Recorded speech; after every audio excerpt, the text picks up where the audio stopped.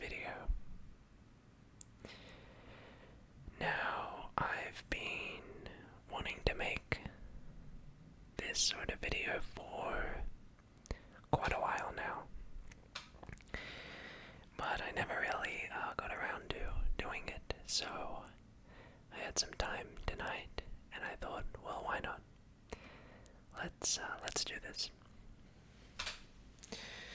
So, firstly, I want to say you're more than welcome to just have this video playing on in the background as you study, sleep, wind down, relax, cook, or clean, or game, whatever it was you were doing before clicking on this video.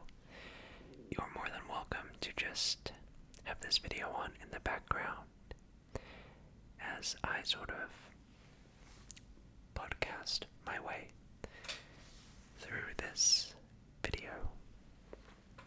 And of course I have a nice hot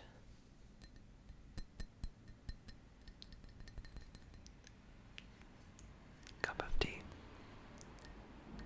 It's a rainy night. You might have heard a car just whiz by, but yeah, I have a nice hot English breakfast cup of tea right here that I thought I would sip on during this little TEDx talk. So that's good. Okay, I'll place that here. And so I thought we could just hang out in tonight's video and have a little bit of a chat, one-on-one, you and me, as I talk about who I am and sort of my journey, my story on the internet and this website, and sort of how I became to the sort of place I am now, how I became Jojo ASMR, and sort of talk a little bit about my journey on YouTube, as well as at the end of this video give you guys some tips and I guess pieces of advice or wisdom or things that I have sort of learned along my journey on YouTube, and give you some pieces of advice if you're someone who is interested in becoming a YouTuber, or someone who has dreamt about being a full-time YouTuber and what it takes, and sort of I guess you could say my key factors that I use every day whenever, so that's what we're going to be talking about in this video. I'll try to have timestamps, I guess. You'll be able to see them down below. So, I've been wanting to make this video for ages, but so let's just get into it, shall we? You can have a cup of tea or a cup of coffee, or you can get started with your day, or wind back, have a cup of cocoa as you crack back and relax. Okay, let's get started. Okay, so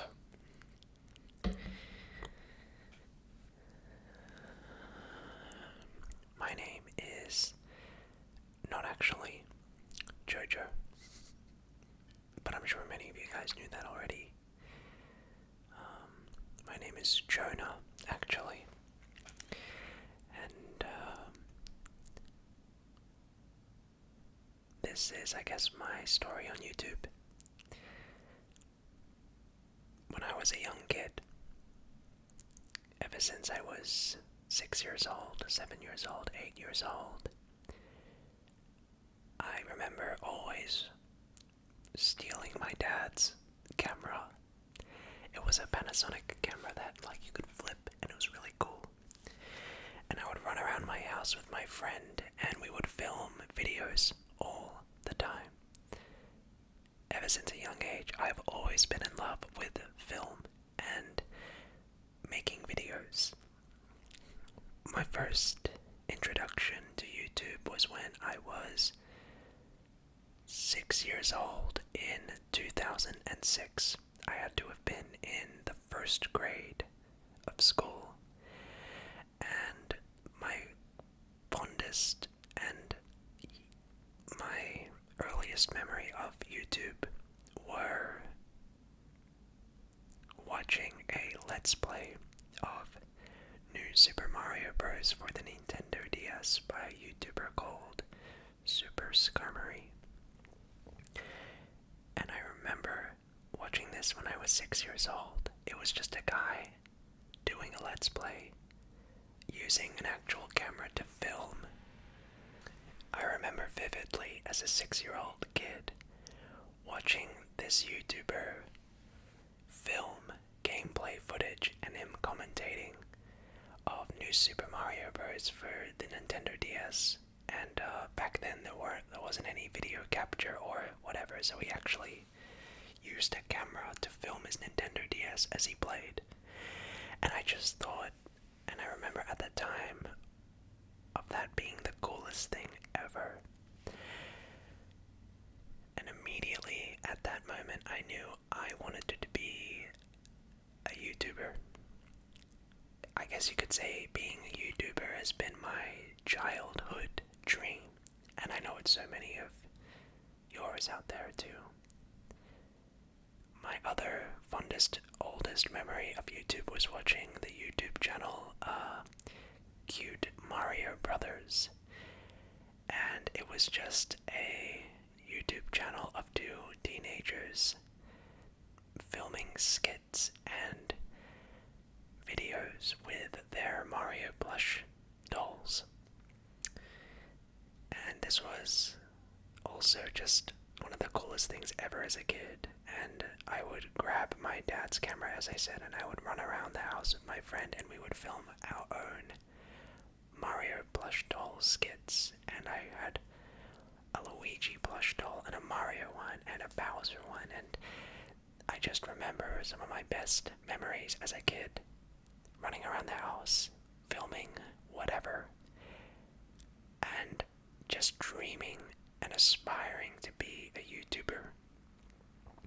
And so, my first ever YouTube channel I created had to have been in 2007, and I believe it's still up to this day, as I forgot the password and couldn't delete it. I made my first YouTube channel in 2007, I believe. I'll have the date somewhere on the screen. And it was called, or it is called, Luigi Pichu 4928. Look, everyone starts somewhere, but that was my first ever YouTube channel. Now, back then, when I was 7 years old, I didn't know how to film videos. I didn't know, or at least when I would use my dad's camera, you'd have to finalize and export the footage onto a disc, and then you would need to slide that disc into a computer and then edit the footage and then upload it to YouTube. But obviously, being a 6-7-year-old kid back then, I had no idea how to do any of that.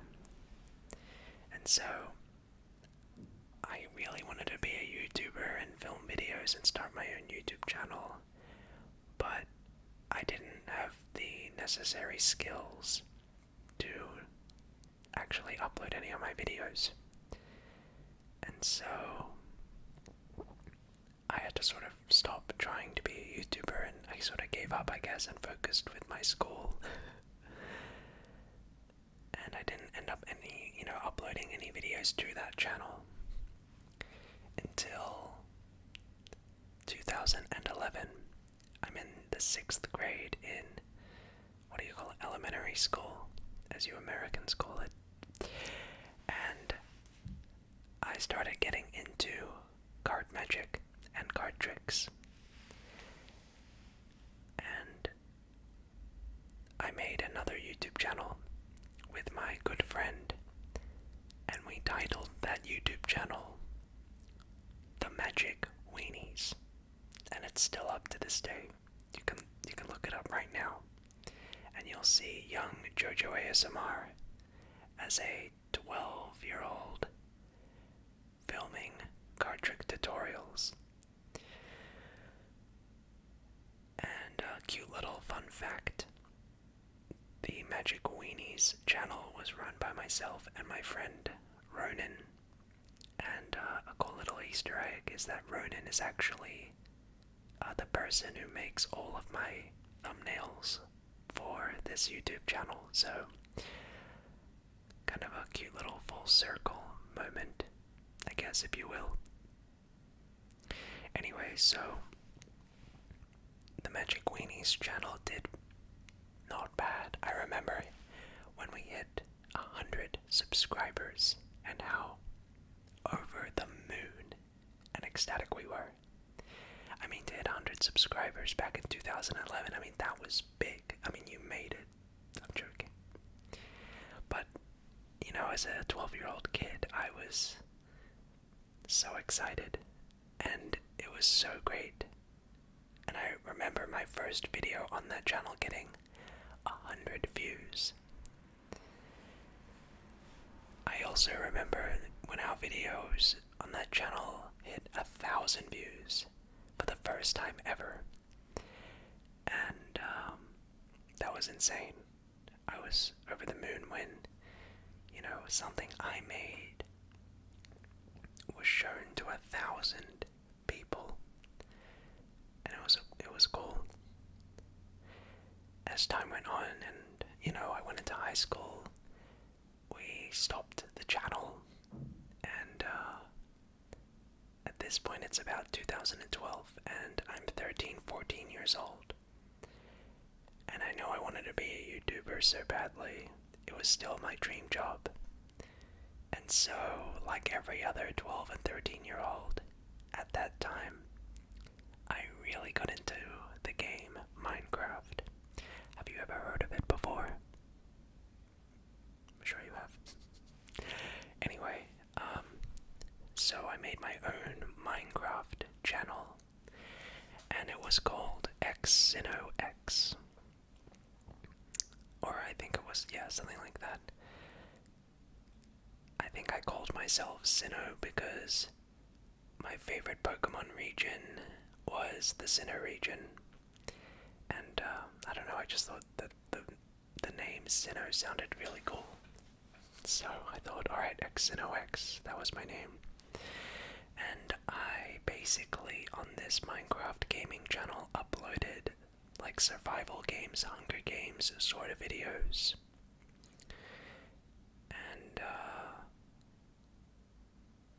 I played on these Minecraft servers called MCPVP.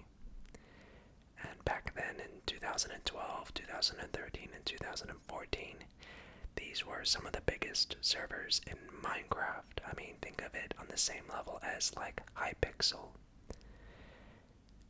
And it was a blast.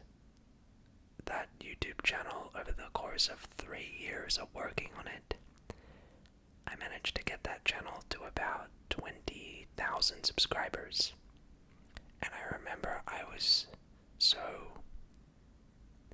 proud of myself, I guess, if you will. At this point, I'm about 13, 14, 15 years old. I worked on this channel for about 3 years or so. And I uploaded a video literally every single day to my Minecraft channel of me playing, you know, survival games, Hunger Games. And I managed to make a ton of cool friends. And it's actually how I met, or ran into at least, and interacted with several, you know, Minecraft YouTubers that are even still around to this day. It's actually how I met Minecraft YouTubers like BadboyHalo. And back then, both of us were, we would play a lot of Minecraft together, and so, it always is great to see people's reactions when they're amazed that I am, you know, friends with, you know, some of the big Minecraft YouTubers to this day, like BadboyHalo. And here's a fun fact. I was sort of a prominent figure in the Minecraft community, in this like little bubble of MCPvP. There was sort of it was like a genre. There were tons of these MCPvP YouTubers, and Dream actually, apparently, according to him, as I have talked with him once before, he remembered me back from my Sinnoh days in MCPvP, which to me is just crazy that someone like Dream, you know, one of the most influential people in the world, used to watch my Minecraft videos way back then. It's small world, eh? But anyway, I also, you know, in my years of making Minecraft videos on the MCPvP servers, met people like GeorgeNotFound way back when he used to do a Minecraft channel with like 3 or 4 other people. It was called Elite Hunger Games, and I ran into him a couple times, and it's just crazy that, like, you know, how life has panned out the way it is. I never thought I'd become an ASMR YouTuber, you know, 10 years later, nor did I think that BadboyHalo, or, you know, someone I didn't even know like Dream, would become a huge figure in the community, or that GeorgeNotFound would become, you know, crazy big. And so it's really interesting to see how life panned out. And it's just such a small world that, you know, I interacted with these people. I also, back then, when I filmed these Minecraft videos on the MCPvP servers, met another person you may know of called Leafy is here. It's even crazy that I'm saying this, but yeah, I met Leafy is here on a couple of these Minecraft servers, and we talked a few times, and I featured and we worked together on a few videos. It sounds so weird that I'm saying this, but you know, that's just to explain how big these Minecraft servers were back then. MCPvP, like I said, was the Hypixel of 2012 to 2014, and it was through those servers that I met and worked with people like Leafy is here and BadboyHalo, and I interacted with GeorgeNotFound in a couple of those games, and obviously none of us were at all crazy, I guess famous, if you will. You know, Leafy is here, I remember back then, had about 19,000 subscribers when I worked with him, and BadboyHalo had several thousand subscribers, and GeorgeNotFound had a few thousand subscribers, and it's just crazy how, I suppose, how my journey on YouTube, how I've crossed paths with so many people from so many different corners of YouTube, from the commentary community to the Minecraft community, and it really shows how closely connected we all are, you know what I mean?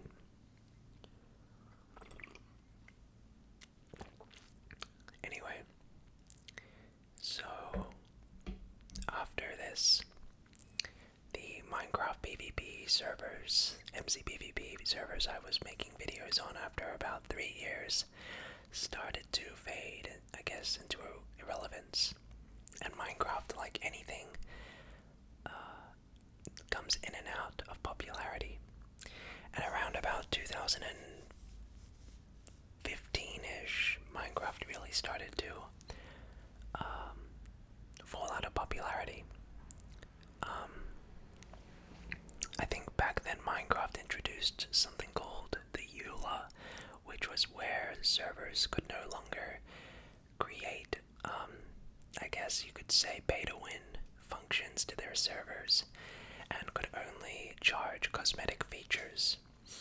And so this really affected the Minecraft servers I made videos on, and so players started to leave the servers, which meant in turn that all of us stopped getting views on our channels. And so I decided to move on from Minecraft. And I remember that George and BadboyHalo and a lot of them stuck with Minecraft, I guess. And just continued in the background doing their own thing. And I sort of went on my own way. And at this point in time, as Minecraft was, I guess, dwindling in popularity, a new phase started to boom, and that was the commentary community. And in around 2015, 2016, I made a new YouTube channel, and it was, instead of called XNOX, like my 2015 to 2016, at this point I'm in the 10th grade of high school, and you know, at that time you're getting a little edgy, or, you know, being mischievous as a teenager, you know. Anyway, so as Minecraft started to dwindle in popularity through those last few years, what started to explode in popularity and a new trend was the commentary community. And Leafy here was really the first pioneer of that to my memory. I remember he was like me filming these Minecraft videos on the MCPVP servers, but transitioned to commentary videos where he would play Counter-Strike and he would talk about like stories in the background, or he would talk about a certain topic, or he would react to a certain video. And this exploded a new genre, which was the commentary genre. And instead of being called XNOX like my Minecraft channel, I made a new one and just called it Sinnoh. And some of you guys might remember those videos. So I made this new channel, it was called Sinnoh. And for the next 2 years, I made commentary videos. I have to say that this point in my life, these videos that I made were so awful on so many levels. The climate in 2016, as the commentary genre was booming, I guess you could say, you know, you could get away with a lot more things than you can today. And I, rewatch some of the videos that I made from that old channel on my Sinnoh channel, where I would make extremely petty, exposed videos, or just toxic content about people I didn't even know. And I just look back at those with just utter disgust, But it really was a stepping stone, I guess you could say, and I made all sorts of awful videos and just going after people, and it really is not a time that I was very proud of in my life. And I was so immature back then, and I made videos that I just can't watch even to this day. And I was a 16-year-old, 15-year-old making stupid mistakes and making silly videos. Anyway, apparently people watched them, and after 2 years of doing that commentary channel, I managed to get that channel to about 60,000 subscribers, which, to be honest, was kind of bug.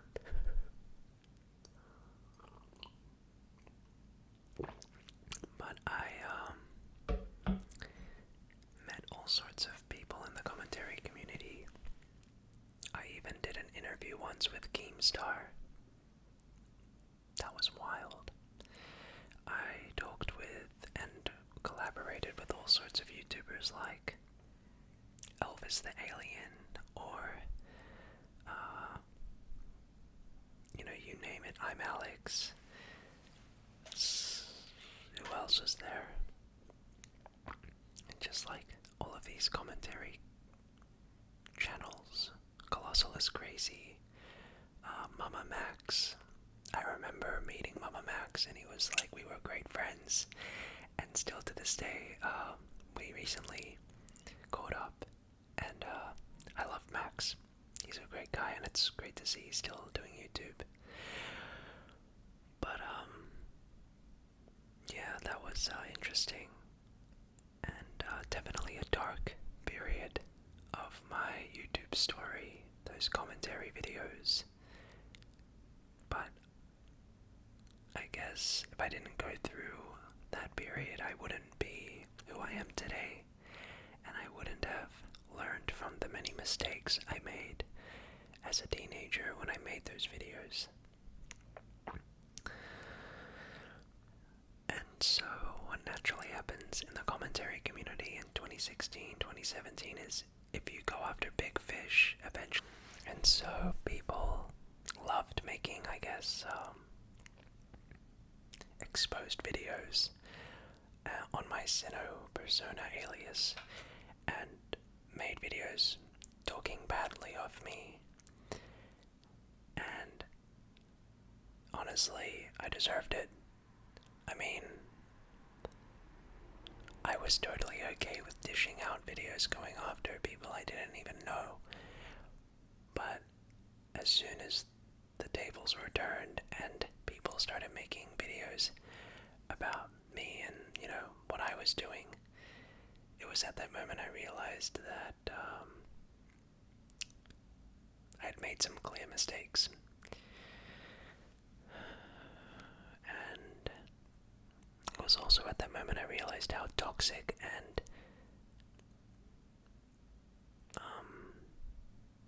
how toxic the commentary community was.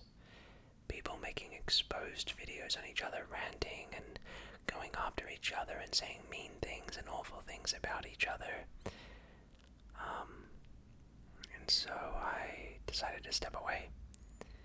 At about 60,000 subscribers, I thought I can't really take much more of this.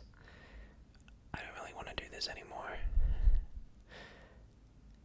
And so I remembered, what if I just make an ASMR channel?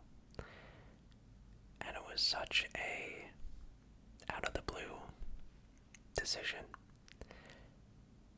I remember watching ASMR in high school.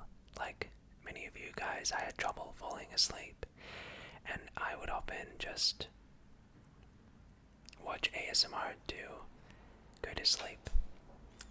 And I remember watching an ASMR video. I think my first video I ever watched was from Gentle Whispering. And I remember watching it and I thought to myself, I feel like I could do this. So I just put it in the back of my head for the next several years. And anyway, fast forward to the end of my commentary channel when I decided to step away, I thought, what is the most radical change I can do? And I thought, let's make an ASMR channel. Screw it. What's the worst that could happen? So that night, on Christmas Day in 2016, I sat in front of a broken microphone stand on photo booth and made my first ASMR video. And I remember it being such an awkward experience, and I was so embarrassed. That video is actually still up to this day.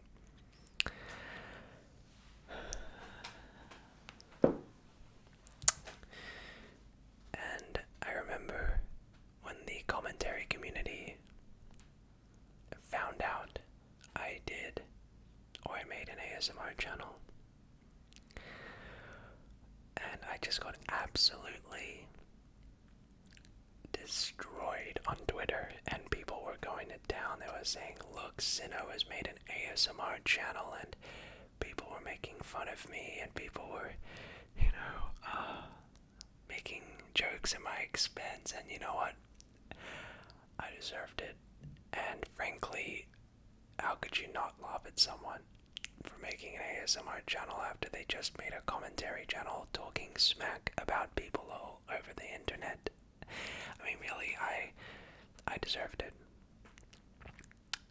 And so I remember when I first started my ASMR channel, this one, it was a rough start because a lot of people from the commentary genre discovered the channel, and so that was not fun at first, and I try to keep it separate because, you know, ASMR back then in 2016, 2017 was a lot more stigmatized and much more taboo than it is nowadays. So you can understand why I was embarrassed and didn't tell anyone about it, not even my family, not even my girlfriend. And I essentially didn't even tell my own girlfriend I had an ASMR channel until about 6 months later. That's how secretive I was about it. And I remember, you know, eventually when I opened up about it with my friends in high school, you know, you can ask any person who does ASMR, you know, this has happened to them. When your friends discover your ASMR channel and they play your videos in class, like, that is the worst feeling of all time.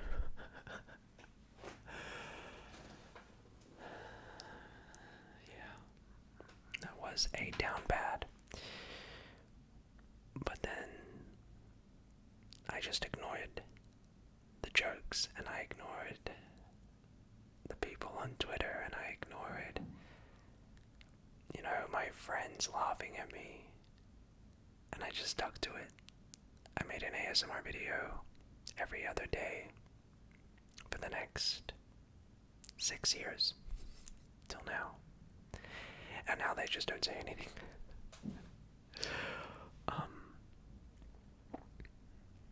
But yeah, what a wild ride it's been. From filming Mario videos as a kid, to card magic, to Minecraft, to commentary, to now ASMR. It's really been a huge journey.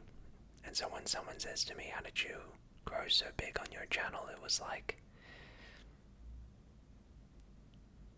this isn't the first time I've tried.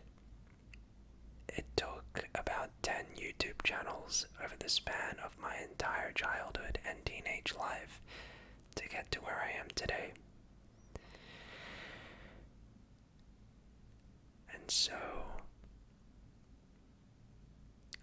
whilst YouTube and getting recognized and becoming big on YouTube, obviously there is an element of luck, you know, and it's especially competitive nowadays. I pretty much worked on this since I was a 7-year-old kid for about 11 years, and then I finally saw some results. It's by actively, I guess, showing up every day that you increase the chances of a rare event happening exponentially. For me, it took 11 years. For you, it might take a few days or months or years, whatever it may be. So just know that it's not like I just made this YouTube channel and it just worked all of a sudden, and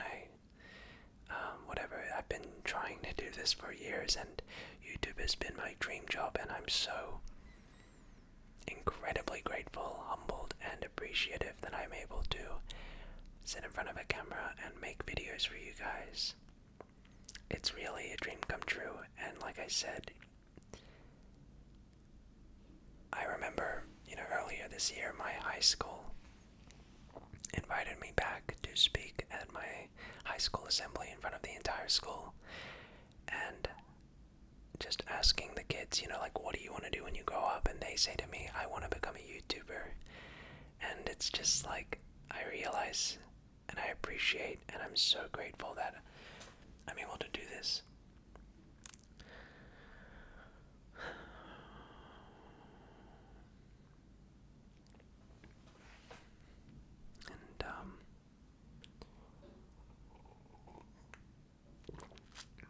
just crazy when you think about it, you know, all the different people I met along the way, and the ups and the downs and the struggles and the journey it's been. It's been a wild ride, for sure. So, that's my story on YouTube, from beginning till now. I've met some incredible people along the way, but most of all, I've met you guys, and I'm so grateful, and I'm so, like I said, just thankful I get to do this, and it's all thanks to you, so thank you for giving me a chance. In this final part of the video, I want to talk about a few tips, because I often get asked very frequently, what tips would you give to new creators, aspiring creators, whether they're ASM artists or YouTubers or just people who want to do YouTube for a living. And I think the number one piece of advice I would give is never give up, as cliche as it sounds. I mean, I've stuck with this since I was 7 years old, and every time a channel I had would fail, I would make a new one and start over again, and I would never, ever give up. Because if you want something truly, desperately, you'll make it happen. You'll do whatever it takes. And for me, I wanted to be a YouTuber. So, even now, I mean, I try to upload as frequently as possible. I think a big reason that's contributed to my growth on this channel would have been because I upload at least every other day without break. And of course that has its downsides, for sure. But I wouldn't have gotten this far, I think, if I wasn't as consistent. And so I always upload, and I never give up. So, if you feel like giving up, don't. If you truly want this, just keep going, and keep trying. And eventually, you will get there. Another piece of advice I would give is to ask yourself if you would watch your own video.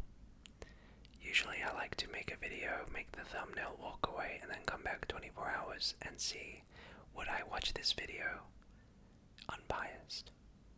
So ask yourself that question as well. And those are pretty much the pieces of advice I'd give. And so with that rambles up tonight's talk.